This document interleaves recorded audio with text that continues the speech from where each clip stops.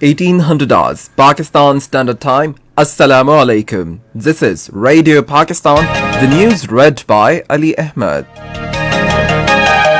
First, the headlines.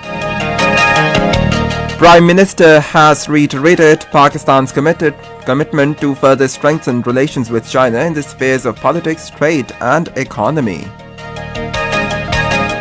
Chinese Foreign Ministry spokesperson, appreciating Prime Minister's message of felicitation to the Chinese president on centenary of Communist Party, said Pak-China friendship has become a valuable strategic asset.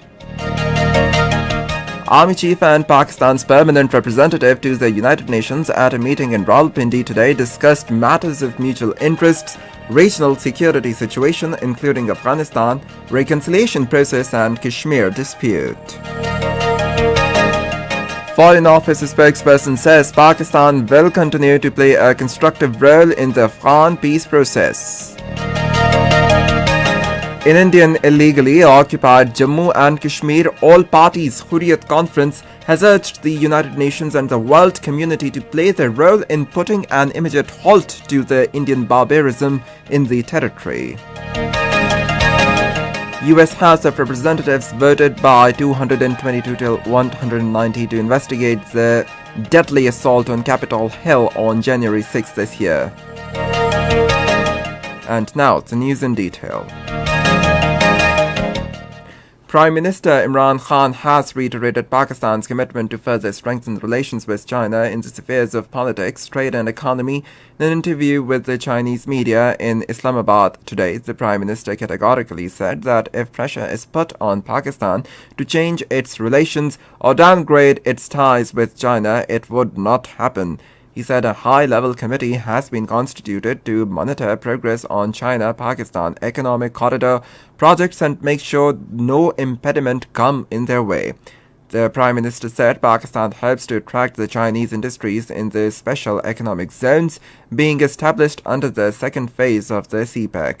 Responding to a question, Imran Khan said, "We are also thankful to China for donating vaccine which helped Pakistan better tackle with the COVID-19. To another question, the Prime Minister said Pakistan accepts the Chinese version on Xinjiang situation. Regarding Kashmir, he said it is hypocritical that there is no mention in the Western media of worst human rights violations being committed in Indian illegally occupied Jammu and Kashmir. Imran Khan said there are UN Security Council resolutions on Kashmir dispute which accept the right of self-determination of Kashmiri people. Meanwhile, in an article published in a Chinese daily, Global Times, the Prime Minister Imran Khan reaffirmed to the Chinese nation that they will always find Pakistan as most reliable partner and trusted friend who will stand by China not only amid the gentle tides of peace and prosperity but also in the rising storms of peril and predicaments. He said, "Let us join our hands together to build a closer China-Pakistan community of shared future in the new era." The Prime Minister said Pakistan has always upheld the One China policy and supported China on Taiwan, Tibet, Xinjiang, Hong Kong and South China Sea issues. He said China also stood by Pakistan in supporting our key strategic, economic and developmental priorities. China has appreciated Prime Minister Imran Khan for his message of felicitation to President Xi Jinping on the centenary of Communist Party of China. Chinese Foreign Ministry's spokesperson Wang Wenbin said during his regular briefing in Beijing today, "Set with all-weather friendship and conduct of all-round cooperation, our friendship has grown from strong to stronger and has become a valuable strategic asset." Chinese President Xi Jinping says no one should underestimate the resolve, the will and ability of the Chinese people to defend their national sovereignty and territorial integrity. Addressing an event marking 100th anniversary celebrations for the Chinese Communist Party in Beijing today, he said the era of China being bullied is over. The 100th anniversary celebrations saw military jet fly past, cannon salutes and patriotic songs played. Ambassador of Azerbaijan Ali Alizada paid a farewell call on Foreign Minister Shah Mahmood Qureshi in Islamabad today. The Foreign Minister expressed satisfaction on the status of existing ties between the two countries and appreciated Ambassador Alizada's contributions. The Foreign Minister recalled Pakistan's support to Azerbaijan during the recent conflict on Nagorno-Karabakh and reaffirmed cooperation in reconstruction and rehabilitation of affected areas. Permanent representative of Pakistan to the United Nations Munir Akram called on Army Chief General Qamar Javed Bajwa in Rawalpindi today. During the meeting, matters of mutual interests, overall regional security situation including Afghanistan reconciliation process and Kashmir dispute were discussed. General Bajwa appreciated the mission's role and efforts in the service of Pakistan. This is Radio Pakistan. Pakistan says it will continue to play a constructive role in the Afghan peace process. At weekly news briefing in Islamabad today, Foreign Office spokesperson Zahid Hafiz Chaudhry said Pakistan has worked closely with the United States to achieve durable peace and stability in Afghanistan. He said, "We will continue to cooperate with the US and the international community towards that end." The Foreign Office spokesperson also welcomed the UN Secretary General's recent report, which highlights the indiscriminate targeting of Kashmiris with pellet guns in the Indian illegally occupied Jammu and Kashmir. He called upon the international community to take cognizance of the plight of oppressed Kashmiri children. The spokesperson said that any steps that are being aimed at bringing further illegal change in the Indian illegally occupied Jammu and Kashmir will not be accepted by the Kashmiris and will also be resolutely opposed by Pakistan. He said the only viable option is the solution of Kashmir dispute as per the UN Security Council resolutions and aspirations of the Kashmiri people. Pakistan and India have exchanged lists of prisoners in their custody. According to the Foreign Office, Pakistan today shared with the Indian High Commission in Islamabad a list of 609 Indian prisoners in Pakistan, including 51 civilians and 558 fishermen.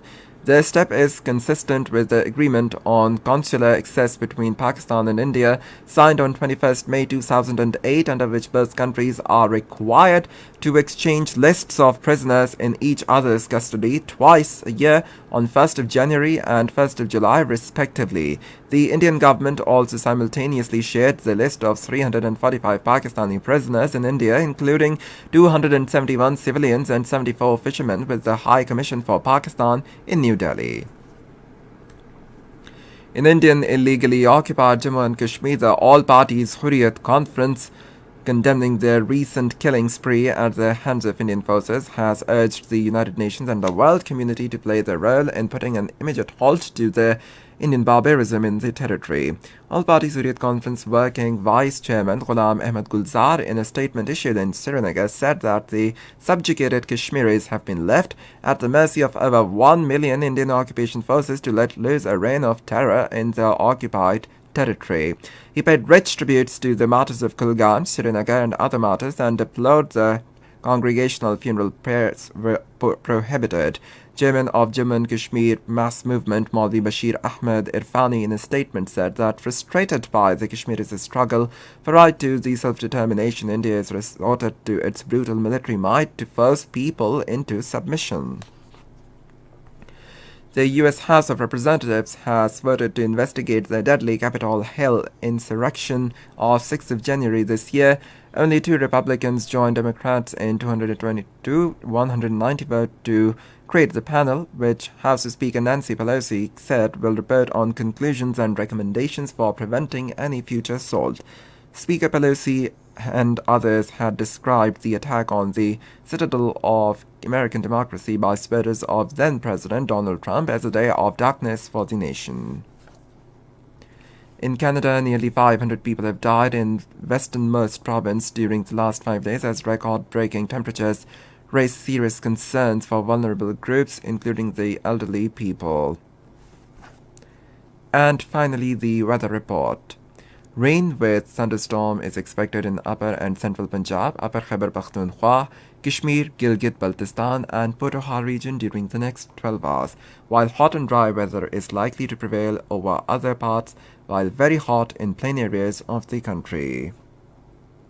And that is the end of the news. For more news and analysis, log on to our website radio.gv.pk and also watch live video streaming of our bulletins on the link facebook.com/Radio Pakistan News Official.